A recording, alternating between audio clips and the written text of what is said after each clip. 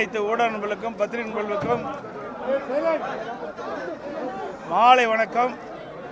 அனைவருக்கும் இனிய தைப்பொங்கல் நல்வாழ்த்துக்கள். இன்றைய தினம் மாண்புமிகு முதலமைச்சர் அவர்கள் மேதகு ஆளுநர்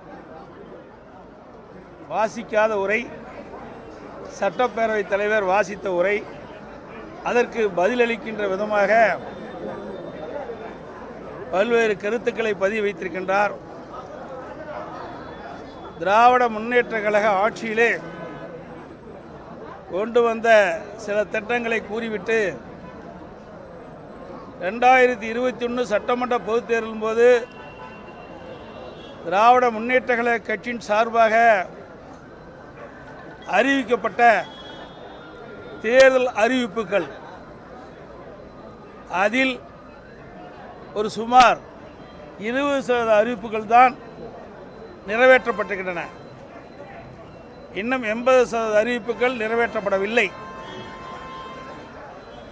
நான் அதை மேதகு ஆளுநர் உரை அதில் கலந்து கொண்டு பேசுகின்ற பொழுது சில அறிவிப்புகளை சுட்டிக்காட்டினேன். 565 அறிவிப்புகளில் முக்கியமான அறிவிப்பு கூட இதுவரை நீங்கள் நிறைவேற்றப்படவில்லை. அதில் முக்கியமானது ஒன்று, நீட் தேர்வு ரத்து செய்யப்படும், நீட் தேர்வில் தமிழ்நாட்டிற்கு விதிவிலக்கு பெற்றுத்தரப்படும் என்ற ஒரு முக்கிய அறிவிப்பு. தமிழ்நாடு முழுவதும் திரு ஸ்டாலின் அவர்களும் திரு உதயநிதி அவர்களும் தேர்தல் பொதுக்கூட்டத்தில் பேசுகின்ற பொழுது திராவிட முன்னேற்ற கழகம் ஆட்சிக்கு வந்தவுடன் நீட் தேர்வு ரத்து செய்யப்படும் என்று. நேற்றைய தினம் நான் சட்டமன்றத்திலே பேசுகின்ற பொழுது, எப்பொழுது நீட் தேர்வில் நீங்கள் ரத்து செய்வீர்கள்? திராவிட முன்னேற்ற கழகம் ஆட்சி அமைந்து 4 ஆண்டு காலம் உருண்டோடிவிட்டது. எஞ்சியது இன்னும் ஓராண்டு காலமாக மீதி உள்ளது. எப்பொழுது இந்த நீட் தேர்வு ரத்து செய்யப்படும் என்ற கேள்விக்கு முதலமைச்சர் அவர்கள் பதிலளித்தார், எங்களிடத்தில் ஒன்றும் கிடையாது, நீதிமன்றத்தில் வழக்கு இருக்கின்றது, இது மத்திய அரசு நினைத்தால்தான் நீட் தேர்வு ரத்து செய்யப்படும் என்ற ஒரு அறிவிப்பை வெளியிட்டு விட்டார். கையை விரித்து விட்டார் நீட் தேர்வுக்கு. 2021 சட்டமன்ற பொதுத் தேர்தலின் போது இளைஞர்களை ஏமாற்றி, பெற்றோர்களை ஏமாற்றி, நாட்டு மக்களை ஏமாற்றி, கவர்ச்சிகரமாக பேசி வாக்குகளை பெற்று ஆட்சி அமைந்த பிறகு இன்றைய தினம் எங்களால் நீட் தேர்வு ரத்து செய்ய முடியாது என்ற அறிவிப்பை வெளியிட்டு விட்டார். நாங்கள் அப்பொழுதே சொன்னோம், இது நீதிமன்றத்தில் இருக்கின்றது, இது மத்திய அரசு நினைத்தால்தான் நீட் தேர்வை ரத்து செய்ய முடியும் என்று. அப்பொழுதெல்லாம் எங்களை ஏளனமாக பேசிய முதலமைச்சர் நேற்றைய தினம் அவரே நீட் தேர்வை ரத்து செய்ய முடியாது என்ற அறிவிப்பை வெளியிட்டு விட்டார். இதுதான் திமுகவுடைய இரட்டை வேடம். அதோடு நிறைய அறிவிப்புகள் நேற்றைய தினம் எல்லாம் சட்டமன்றத்தில் நான் பேசினேன், அதற்கு எந்த பதிலும் கொடுக்கவில்லை இன்றைய தினம். அதோடு விலைவாசி விண்ணை முட்டுகின்ற அளவுக்கு உயர்ந்து விட்டது. ஏழைகள் படுகின்ற துன்பத்தை இந்த அரசு கண்டுகொள்ளவில்லை. அரிசி விலை 2021ஆம் ஆண்டு 35 ரூபாயிலிருந்து 45 வரைக்கும் பல்வேறு ரகமான அரிசிகள் விற்பனை செய்யப்பட்டன. இன்றைய தினம் 70 ரூபாயிலிருந்து 85 ரூபாய் வரைக்கும் ரகத்துக்கு தக்கவாறு அரிசி விலை உயர்ந்திருக்கின்றது. எண்ணெய் விலை உயர்ந்திருக்கின்றது, பருப்பு விலை உயர்ந்திருக்கின்றது, பூண்டு விலை 400% உயர்ந்திருக்கின்றது. இதையெல்லாம் சுட்டிக்காட்டினேன். அதற்கு முதலமைச்சரிலிருந்து எந்த பதிலும் வரவில்லை. அதோட அவர் பேசிக்கிட்ட பொழுது சொன்னார், நகர பேருந்தை பார்த்தால் மக்கள் ஸ்டாலின் பேருந்து என்று சொல்கிறார்கள். உண்மையில் அது ஒத்துக்கொள்ள வேண்டியதுதான். ஓட்ட ஓடுசல் பேருந்தெல்லாம் ஸ்டாலின் பேருந்து தான். ஓட்ட ஓடுசல் பேருந்தெல்லாம் ஸ்டாலின் பேருந்து தான். அதுக்கு பொருத்தமான பேர் அவரே வச்சுக்கிட்டார். அங்கங்கே வழியில் நிற்கிது. சென்னையில் ஒரு பெண்மணி சீட்டில் அமர்ந்துட்டு போகும்போது அடியில் இருக்கிற ஃபுட்போர்ட் கழுவிடுது, அப்படியே நடந்து ஓடுறாங்க. அப்பேற்பட்ட பேருந்து ஸ்டாலின் பேருந்து தான். அருமையான பெயர் வச்சுக்கிட்டார். அதோட இந்த திராவிட முன்னேற்ற கழகம் ஆட்சிக்கு வந்த பிறகு கண்டமான பேருந்தை வைத்துத்தான் இயக்கி கொண்டிருக்கின்றார்கள். மழை வருகின்ற பொழுது பேருந்தில் பயணம் செய்கின்றவர்கள் குடைபிடித்துத்தான் பயணம் செய்ய வேண்டும். பேருந்துக்கு முழுமையான டயர் இல்லை, பேட்டரி இல்லை. மிக மோசமான நிலையிலே பேருந்துகள் இயக்கப்பட்டு வருகின்றது. பேருந்தில் ஏறி அந்த குறிப்பிட்ட இடத்திற்கு சென்றால்தான் உண்மை, இல்லைன்னா பாதியிலே நின்று நடந்து தான் போகணும். அப்படிப்பட்ட நிலைமை தான் இன்றைக்கு தமிழகத்தில் போக்குவரத்து துறை இருக்கிறது. போக்குவரத்து துறையில் இருக்கின்ற பணியாளர்களுக்கு இதுவரை பணப்பலன் வழங்கப்படவில்லை. அதையும் நான் தெரிவித்தேன். 1,00,000 தொழிலாளர்களுக்கு மேலாக அதில் பாதிக்கப்படுகிறார்கள். திராவிட முன்னேற்ற கழகம் ஆட்சிக்கு வந்தவுடன் போக்குவரத்து தொழிலாளர் அனைவருக்கும் பாக்கி நிலுவையில் உள்ள பணப்பலன் வழங்கப்படும் என்ற அறிவிப்பை 2021 சட்டமன்ற பொதுத்தேர்தல் அறிவித்தாங்க. அதோட பகுதி நேர ஆசிரியர்களுக்கு நிரந்தரம் செய்யப்படும் என்று அறிவித்தாங்க. இப்படி பல அறிவிப்புகள் எதுவுமே நிறைவேற்றலை. அதுக்கெல்லாம் பதிலும் இல்லை. எல்லாவற்றுக்கும் மேலே அடிக்கடி சொல்கிறது 1000 ரூபா கொடுத்துட்டேன் உரிமைத்தொகை, 1000 ரூபா கொடுத்துட்டு உரிமைத்தொகை. மகளிரெல்லாம் கட்டணமில்லாமல் பேருந்து பயணம் செய்கிறாங்கண்ணே. அறிவிப்பில் என்ன? அனைத்து நகர பேருந்துகளிலும் பெண்கள் கட்டணமில்லாமல் பயணம் செய்யலாம் என்று தேர்தல் அறிவிப்பு. வெற்றி பெற வரைக்கும் அந்த அறிவிப்பு இருந்தது. வெற்றி பெற்ற பிறகு அப்படி அந்தர் பெல்ட் அடித்து பஸ்ஸுக்கு முன்னாடியும் பின்னாடியும் லிப்ஸ்டிக் அடித்து பிங்க் கலர் அடித்து அந்த பேருந்தில் மகளிர் ஏறினா தான் கட்டணம் இல்லாமல் பயணம் செய்யலாம். இதுதான் திமுக அரசுடைய சாதனை. அதுவும் 1000 ரூபா கொடுத்தோம், 1000 ரூபா கொடுத்தோன்னு எப்பொழுது பார்த்தாலும் சொல்லுகிறார். வருமானத்தை அரசு வருவாயை அதிகரித்து 1000 ரூபா கொடுத்தா பரவாயில்ல, கடனை வாங்கி கொடுக்குறார். வெளியில் பல்வேறு வகையில் கடனை வாங்கி இந்த 1000 ரூபா உரிமை தொகை கொடுக்குறார். இப்படியே கடன் வாங்கிட்டு இருந்தா இந்த கடனை எப்பொழுது திருப்பி செலுத்த முடியும்? அதுக்கும் பதில் கிடையாது. கடன் வாங்கிறதுக்கு சக்தி இருக்குதான். எவ்வளோ அழகான பதில். யார் வேணாலும், இங்கே இருக்கிற நிருபர்கள் கூட முதலமைச்சரானா கடன் வாங்கி பணம் கொடுத்துட்டு போகலாம். இங்கே இருக்கிற மக்கள் யார் முதலமைச்சரானாலும் கடன் வாங்கி வெளியில் மக்களுக்கு பணம் கொடுப்பது ஒரு பெரிய விஷயம் இல்லை. அரசு வருவாயை பெருக்கி அதில் வருகின்ற வருமானத்தை வைத்து மக்களுக்கு உதவி செய்தால் ஒரு பாராட்டலாம். அதை விட்டுட்டு மாதம் கடனை வாங்கி மேலும் மேலும் மக்களுக்கு சுமத்தி இன்றைக்கு அவள் உதவி செய்வதாக நாடமாடுகின்ற அரசு ஸ்டாலின் மாடல் அரசு. அதுதான் நேற்று புள்ளிவரமாக சொன்னேன். இந்த ஆட்சி ஏற்பட்ட பிறகு இது முக்கியமான சப்ஜெக்ட். நேற்றைய தினமே நான் பேசுகிறேன் உங்கள்கிட்ட. நீங்கள் பார்த்தீங்கன்னா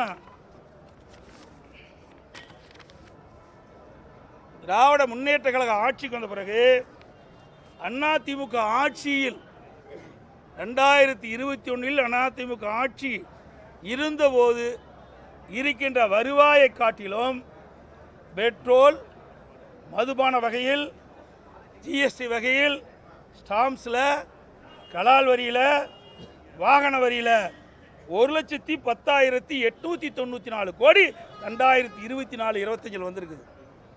2021 அதிமுக ஆட்சியில் இருந்த வருவாயை விட 2024-25 திராவிட முன்னேற்ற கழக ஆட்சியில் 1,10,894 கோடி வருமானம் வந்திருக்குது.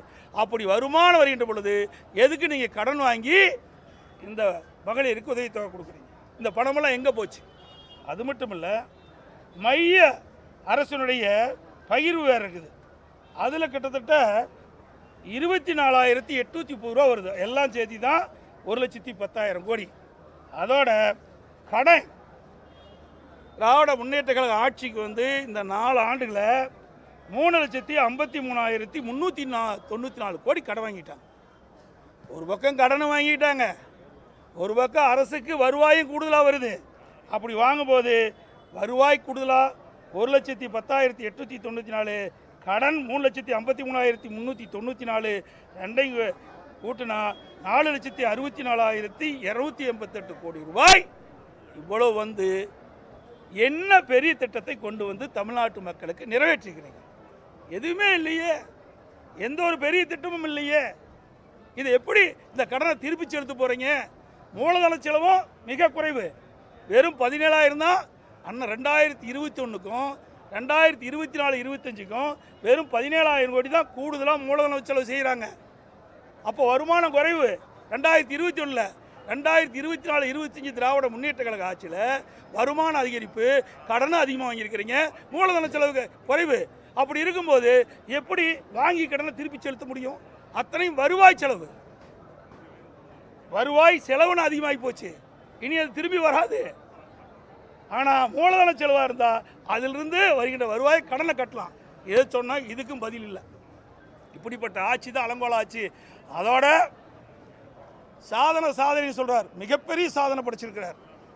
இந்தியாவிலேயே பல மாநிலம் இருக்குது, எல்லா மாநிலத்தை காட்டிலும் தமிழ்நாட்டில் கடன் வாங்குவதில் முதல் இடம் தமிழ்நாடு இருக்குது. இதுதான் சாதனை. கடன் வாங்குவதில் முதலிடம் வைக்கின்றது தமிழ்நாடு. சொல்லுங்க.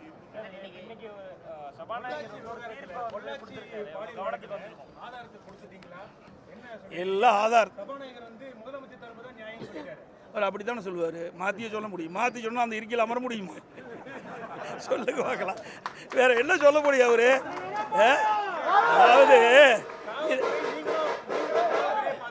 அதாவதுங்க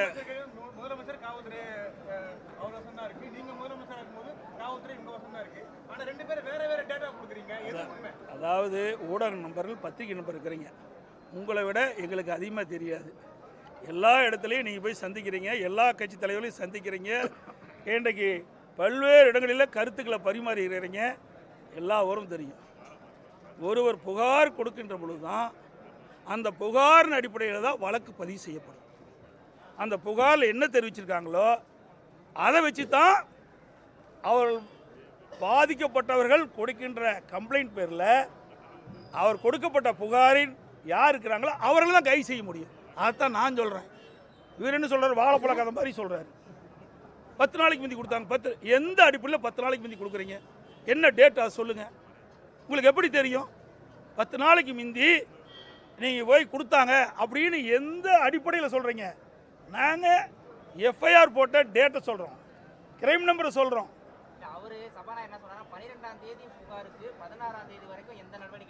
எங்க கூட கொடுத்தாங்க, யார்கிட்ட கொடுத்தாங்க, அதை சொல்லுங்க. எங்க கூட கொடுத்தாங்க, யார்கிட்ட கொடுத்தாங்க, அவர் ஏதாவது பதில் வந்திருக்குதா? இதுதான் சார். நாங்கள் தான் 59/2019 கிரைம் நம்பரோட கொடுத்தாச்சு. அடுத்த நாளே அதில் 4 பேரை குறிப்பிட்டிருக்காங்க. 3 பேரை அன்றைய தினமே அடுத்த நாளே கைது பண்ணிட்டாங்க. ஒருவர் 5 கைது பண்ணுறாங்க.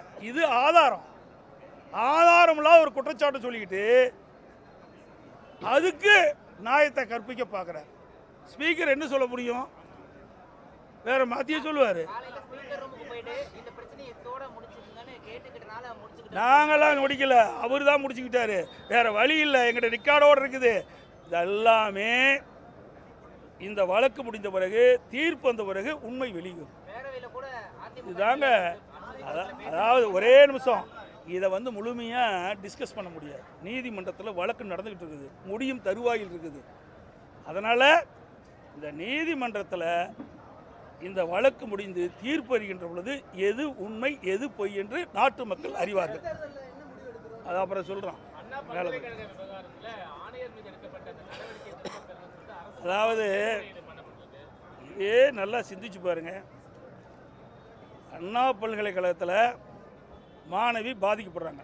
அந்த பாதிக்கப்பட்ட மாணவி எஃப்ஐஆர் பதிவு பண்ணி லீக்கேஜ் ஆகிட்டு, அதை வச்சு தான் எல்லாம் பேசிகிட்டு இருக்கிறோம்.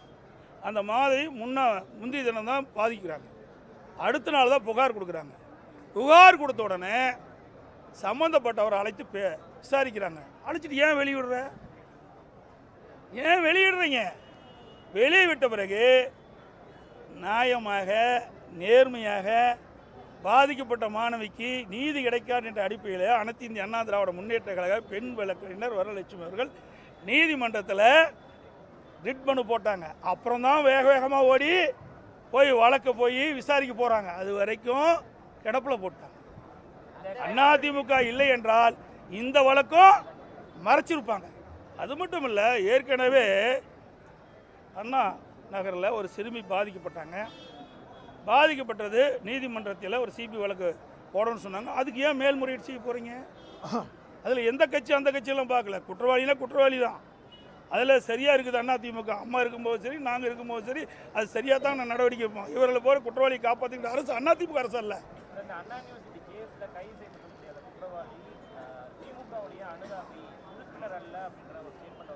ஏங்க ஏதாவது நிறைய பத்திரிக்கைலாம் காட்டிக்கிறதா பாருங்க.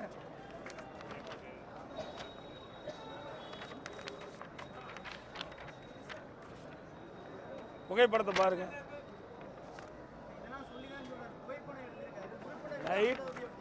ஏங்க இவர் பாரம் வாங்குறாருங்க. பொறுப்பு வாங்குறதுக்கு பாரு. இதை எப்படி மறுக்க முடியும்? என்னன்னு தெரியல. அவரை கேட்டால் தான் தெரியும். அதுக்கு ஒரு நாம எதோ சொன்னால் அதுக்கு ஒரு மறுப்பு சொல்லுவாங்க. நீங்களே பார்த்து நீங்களே போட்டுங்க. உங்களுக்கு என்ன பிடிக்குதோ அதை போட்டுங்க. ஏன்னா எல்லாத்துக்கும் மறுப்பு தெரிவிக்கிறாரு. அதாவது அனுதாபிக்கிறாரு. அவருடைய மாநாட்டுக்கெல்லாம் அவர் போவாராம், வருவாராம். அங்கே இருக்கிற முக்கிய பிரமுகர்லாம் வீட்டில் போய் பிரியாணி சாப்பிடுவாங்க, எல்லாமே பண்ணுவாங்க. அதுக்கு 2021 எந்த கேஸுமே பதிவாகல. 20 வழக்கு இருக்கிற ஆள் திராவிட முன்னேற்றங்களை ஆட்சிக்கு வந்த பிறகு இவர் மேலே எந்த வழக்கும் பதிவாகல. எப்படி பதிவாகும்? பெரிய பெரிய பிரமுகர் போய் சாப்பிடும்போது பதிவாகுமா? இதில் யாரோ ஒரு முக்கிய பிரமுகர் அகப்பட்டு விட்டதாக தெரிகிறது. அதுதான் யார் அந்த சார்? அதான் நாங்கள் கேட்குறோம். யாருடைய பேர் நாங்கள் சொல்லல. சரி, யாருடைய பேர் சொல்லல. எதுக்கு இவ்வளோ கோவம் வருது? ஏன் இவ்வளோ எரிச்சல் வருது? இவ்வளோ ஏன் ஆதங்கப்படுறாங்க? ஒவ்வொரு மந்திரி என்ன உயர்கல்வித்துறை மந்திரி போயிடுறாரு, சமூகத்துறை மந்திரி, சட்டத்துறை மந்திரி, போதாதுக்கு போக்குவரத்துறை மந்திரி, இப்படி மந்திரி மேலே மந்திரிகள் அறிக்கை விடவிடத்தான் சந்தேகம் அதிகமாகுது. நாங்கள் யாரு பேரையுமே சொல்லலையே. உங்களுக்கு ஏன் இவ்வளோ பயம், எவ்வளோ அச்சம்? அதுக்கு மேலே முதலமைச்சர் ஒரு நிகழ்ச்சிக்கு போகிறார். மாணவியெல்லாம் கலந்துக்கிறாங்க. அந்த கலந்துக்கிட்ட நிகழ்ச்சியில் அந்த பெண்கள் கருப்பு துப்பட்டா போட்டிருக்காங்க. அதையெல்லாம் எடுத்து வச்சுட்டு உள்ளே வாங்குறாங்க. அந்த அளவுக்கு பயம் இருக்கின்றது. ஆக இதில் ஏதோ ஒரு மர்மம் இருக்கின்றது. அந்த மர்மத்தை வெளியிலே கொண்டு வருவதற்கு தான் யார் அந்த சார் என்று அதிமுக கேட்குது. ஆதாரத்தை நான் கொடுக்குறேன். நீ எதுக்கு ஆட்சியில் இருக்கிற? ஆட்சியிலிருந்து வெளியே நான் கொடுக்குறேன். நாங்கள் இப்போ சிபி போட்டோம்ல. நாங்கள் பொள்ளாச்சி விவகாரத்துக்கு சிபி போட்டோமே இல்லையா? வழக்கு நடந்துட்டு இருக்கு இல்லையா? நான் உயர்நீதிமன்றம் ஒரு பெண்ணுக்கு நீதி கிடைக்க வேண்டும் என்று சிபி வழக்கு போடுற விசாரிக்க சொல்கிறாங்க. அதை எதிர்த்து மேல்முறையீடு செய்கின்ற அரசாங்கம் ஒரு அரசாங்கமா?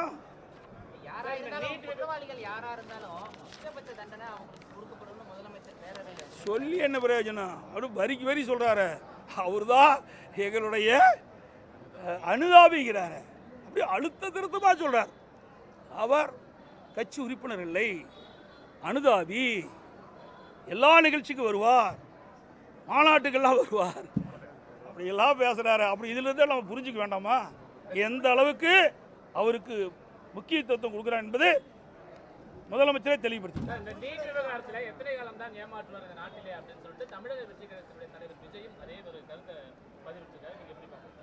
எல்லாத்தோட பொதுவான கருத்து, அவருடைய கருத்து அவர் பதிவு பண்ணியிருக்கார்.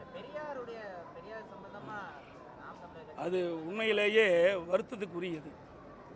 ஒரு இறந்த பெருந்தலைவரை பற்றி அவதூறாக பேசுவது ஏற்றுக்கொள்ள முடியாது. இன்றைக்கு அவர் வாழ்ந்த காலம் பாமர மக்களுக்கு அவரால் ஏற்பட்ட நன்மைகள் ஏராளம்.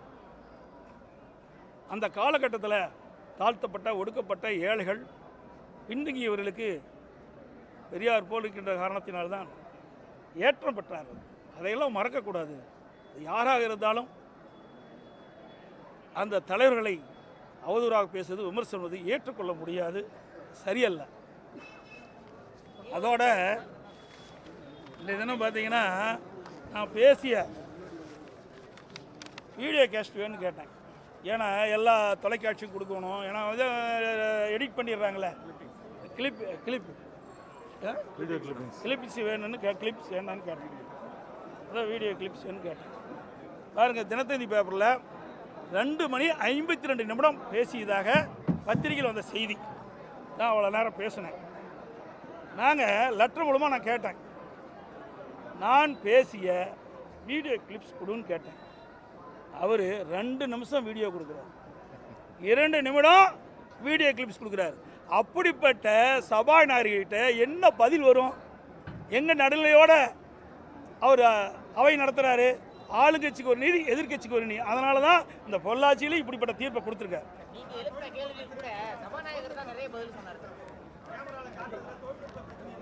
அது அப்பப்போ தொழில் பிரச்சனை வரும், அதுக்கு அப்பப்போ வைரஸ் பிடிக்கும். இந்த பக்கம் அண்ணா திமுக பக்கம் திருப்பினா வைரஸ் ஏறிடும், திமுக பக்கம் திருப்பினா வைரஸ் மறைஞ்சு போயிடும், அது ஸ்பீக்கர் பக்கம் திருப்பினா முழுசாக வைரஸ் மறைஞ்சு போயிடும். இது இப்படிப்பட்ட டெக்னிக்கு நம்முடைய சட்டப்பேரவை தலைவர் பார்த்து கற்றுக்கணும். எல்லாம் பேசிக்கிட்டு தான் முடியும். அனைத்து ஊடக நண்பர்களுக்கும் நன்றி, வணக்கம்.